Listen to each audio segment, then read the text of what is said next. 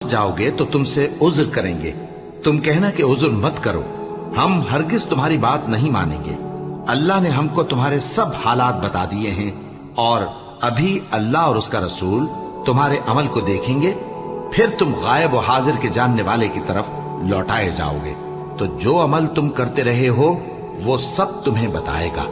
जब तुम इनके पास लौट कर जाओगे तो तुम्हारे रूबरू अल्लाह की कस्में खाएंगे ताकि तुम इनसे दरगुजर करो, सो इनकी तरफ तवज्जो न देना। ये नापाक हैं और जो काम ये करते रहे हैं उनके बदले इनका ठिकाना दोज़ख है। ये तुम्हारे आगे कस्में खाएंगे ताकि तुम इनसे खुश हो जाओ, लेकिन अगर तुम इनसे खुश हो भी जाओगे तो भी अल्लाह नाफरमान लोगों से खुश नहीं होता।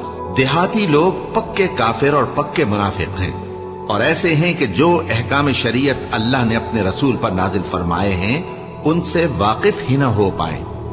और अल्लाह जानने वाला है